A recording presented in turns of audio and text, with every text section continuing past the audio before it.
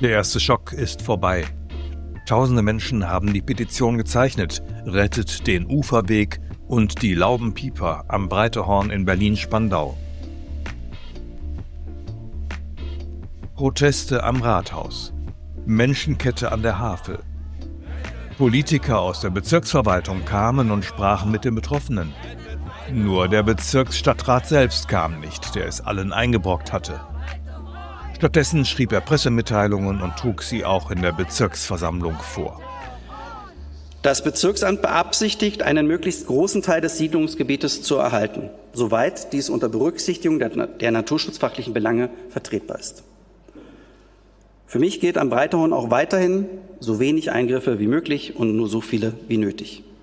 Es gibt bis heute in Bezug auf die Wochenendvereine keine vorfestgelegten Maßnahmen. Ich setze hier auf einen geordneten, konstruktiven und langfristig angelegten Prozess, der Rechtssicherheit, Naturschutz und die Belange der betroffenen Vereine berücksichtigt. Die Hoffnung stirbt zuletzt.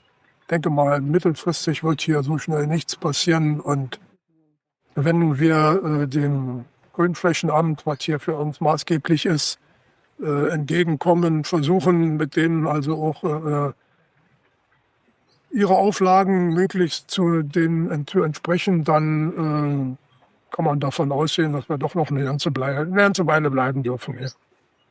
Wann bist du hergekommen und warum? Vor 15 Jahren. Ich bin halt als Kind schon in Spandau, hatten wir schon Garten. Und das war für mich immer großartig, einen Garten zu haben. Und dann irgendwann habe ich im Havelschatz mir den ersten Garten geholt. Ja. War ein ganz kleiner 100 Quadratmeter. Da dachte ich, hatte Angst, das nicht zu schaffen. Irgendwann war der mir zu klein. Und dann habe ich den hier gesehen und habe mich total verliebt in den Garten. Und ja, dann bin ich gewechselt in die Kolonie. Was hast du daraus gemacht? Was ist anders geworden? Viele Blumen, viel Lavendel, viel hier Kräuter halt auch. Und Duftpflanzen liebe ich halt, ne? Lavendel ist halt viel schon verblüht jetzt auch. Fenchel ist das, genau. Da knabber ich dann auch immer ein bisschen mit dran. Das ist hier mein Rosenbeet. Und hier unten habe ich Waldmeister. Da mache ich manchmal Likör auch draus, ne? Das ist hier Oregano. Der ist winterhart. Also das wusste ich vorher gar nicht, dass es winterharten Oregano gibt. Also wenn ich koche, dann nehme ich mir das natürlich. Vorne habe ich noch Rosmarin. Also dein Paradies. Ich liebe es. Ich fahre jedes Wochenende hier raus. Ich kann es mir nicht vorstellen, ohne Garten zu sein. Nicht vorstellbar mehr. Keine 100 Meter entfernt der frühere Campingplatz, der geräumt werden musste, um renaturiert zu werden. Von Renaturierung keine Spur. Die Grubenanlage unberührt. Seit Jahren inzwischen wurde hier niemand gesichtet, der naturschutzfachliche Belange umgesetzt hätte.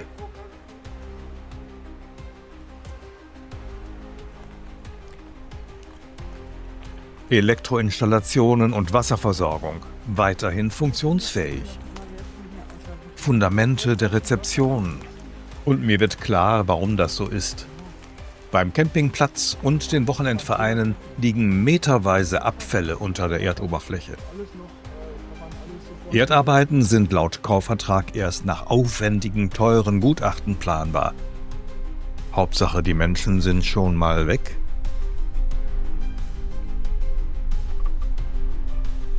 Hier sind sie noch. Und unter diesem Weg am Verein Havelfreude verläuft eine der Kanalisationen des Vereins. Sie mündet in mehreren Gruben, zum Beispiel auch hier.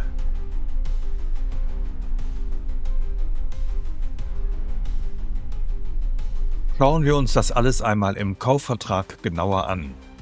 Die Rede ist von Ablagerungen von Bauschutt, Hausmüll sowie Verdacht auf Industrieabfall und Autoschrott. Altlastenverdächtige Flächen mit Belastungen aus der direkten Nachkriegszeit. Ablagerungen von 2 Metern Mächtigkeit wurden nachgewiesen. Ziegelbruch, Schlacken und geringe Hausmüllanteile. Immer noch zeigen sich solche Brocken plötzlich in den Beeten der Parzellen. Ist das gefährlich? Nein. Grundwassergefährdung besteht hier kaum. Sie ist offenbar höher außerhalb des Gebietes der Wochenendsiedlungen.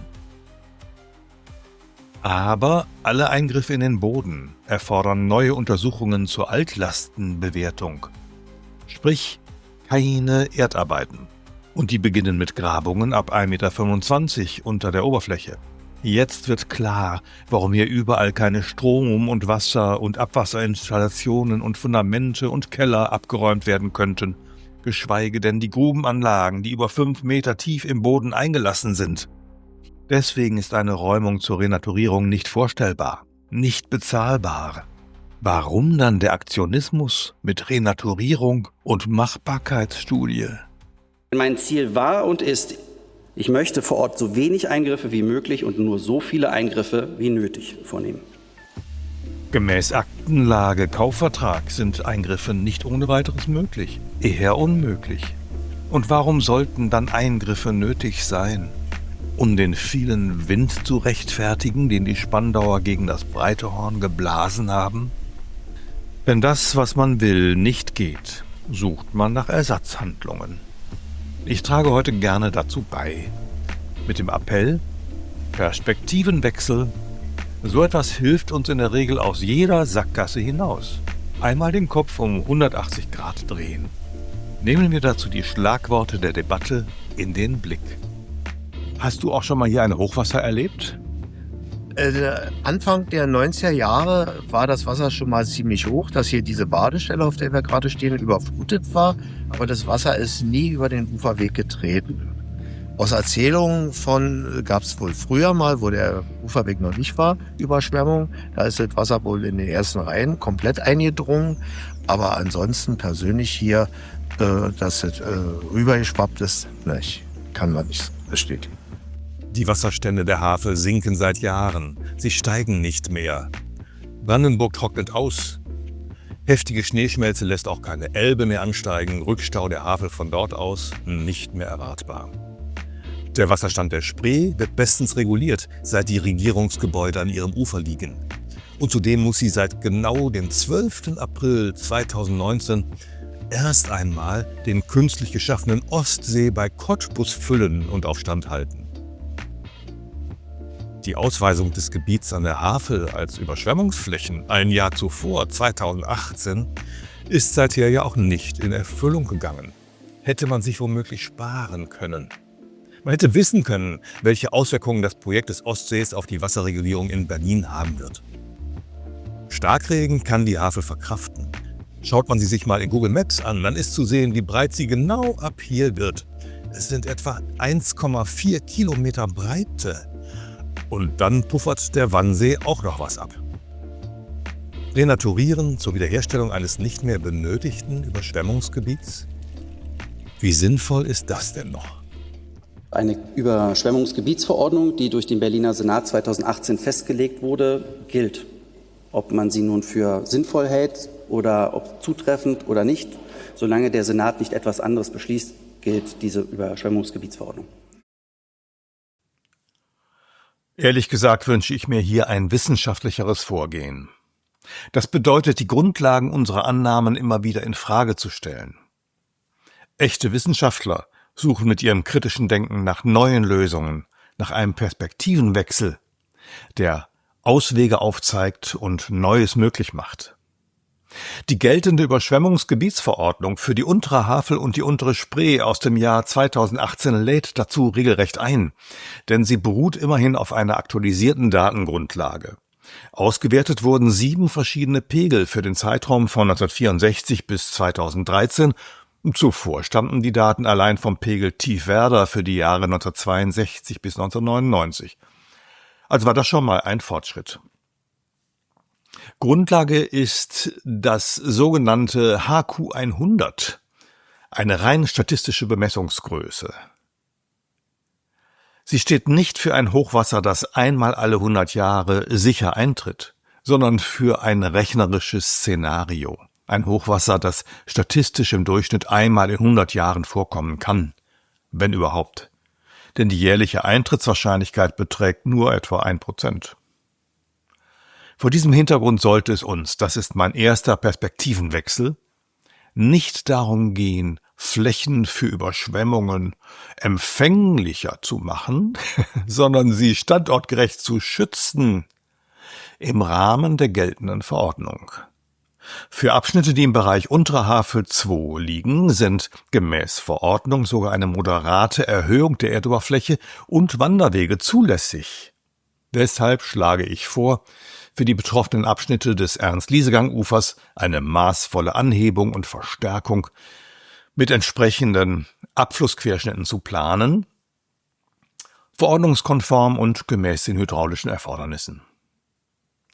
Dies verhindert dann auch wirksam alle unnötigen Ausschwemmungen aus jenen 2 Meter Schichten mit Ziegelbruch, Schlacken und geringen Hausmüllanteilen, die mit dem Kaufvertrag in Kauf genommen wurden und die erfahrungsgemäß bereits kaum 1 Meter unter der Oberfläche beginnen. Also, statt mehr Überschwemmungen zu ermöglichen, lieber besser abschotten. 1990 bin ich mit meinem Bruder hierher gekommen auf die Wasserrettungsstation, um hier ehrenamtlichen Wasserrettungsdienst am Wochenende zu machen und habe mich in das Gebiet, das Gelände verliebt und näher kennengelernt dadurch. Und habe dann 1996 meine erste Parzelle hier im Verein Havelwiese erworben. So, und dann habe ich Vergnügungsausschuss gestaltet über einige Jahre und bin dann 2003 in den Vorstand gewählt worden. Ich komme gebürtig aus dem Münsterland und liebe die Natur, liebe das Grüne und weiß selbst zu schätzen, wenn man in der Natur als Kind aufwachsen darf. Ja.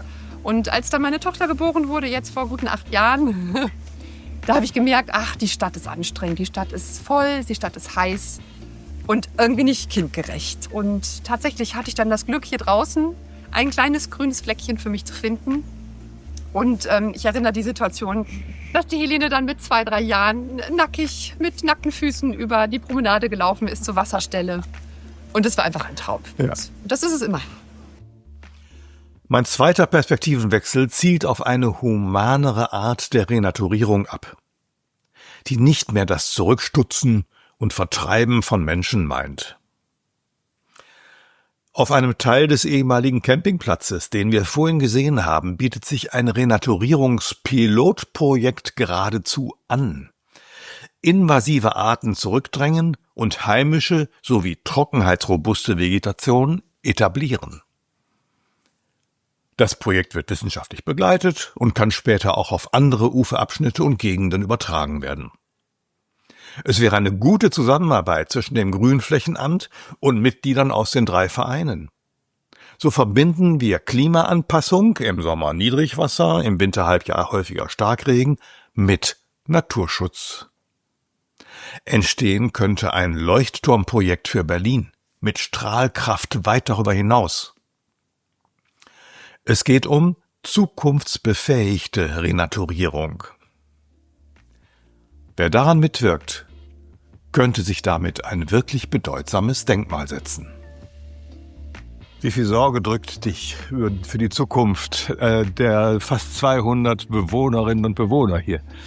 Es liegt schon, wie dieses Sammelschwert, das liegt schon sehr deutlich über uns, weil wir ja gerne hier alle uns aufhalten und bleiben wollen. Und zwar alle 3 Vereine mit alten Parzellen. Und die Option, irgendjemand zu opfern, damit die anderen überleben, ist keine Option für mich. Weil wir bestehen seit 85 Jahren hier. Wir leben hier in der Natur, mit der Natur. Wir lassen die Natur gedeihen in ihrem Ursprung, führen sie zurück. Wir sind keine Kleingärtner, wir sind Wochenendhäusler. Wir sehen zu, dass wir so viel wie möglich Natur lassen. Und das zeigt ja auch die Artenreichheit, die wir haben an Tieren. Wir haben hier nachts der Dachs, der spazieren geht. Wir haben natürlich auch unseren Biber hier am Ufer wohnen. Wir haben auch leider den Waschbär ab und zu Besuch. Wir haben Füchse, die sich hier vermehren und. Und es ist einfach schön, diese Natur zu beobachten, mitzuerleben, was auch wichtig ist, gerade für die Kinder. Und noch ein dritter und letzter Perspektivenwechsel. Wer weiß, vielleicht wäre eines Tages auch eine Wiederbelebung des Campingplatzes möglich.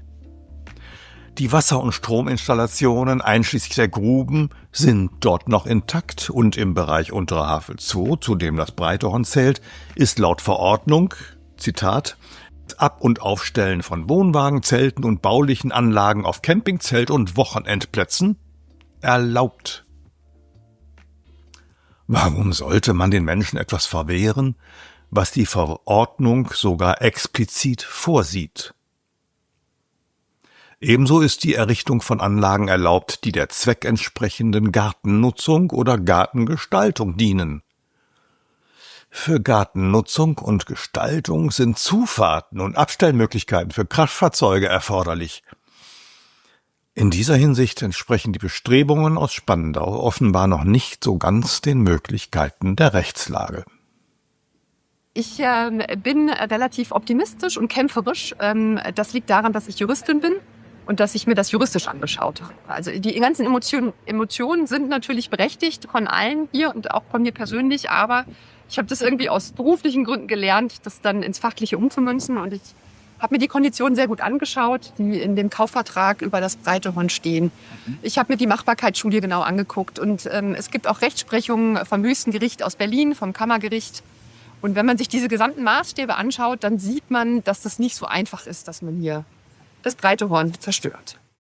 Mein Ziel war und ist, ich möchte vor Ort so wenig Eingriffe wie möglich und nur so viele Eingriffe wie nötig vornehmen. Doch was ist wirklich nötig und möglich? Ich habe 3 Perspektivenwechsel skizziert. Das Gelände sollte gegen Überschwemmungen geschützt werden, um die Havel vor unnötigen Verunreinigungen zu bewahren. Das halte ich für nötig. Eine zukunftsbefähigte Renaturierung in einem spannenden Pilotprojekt statt verkommen lassen, halte ich für sehr gut möglich. Und 3. Wertschätzung von Campern, Aufbereiten des Campingplatzes zur erneuten Nutzung und keine beeinträchtigenden Aussperrmaßnahmen gegen Kraftfahrzeuge. Auch das halte ich für möglich.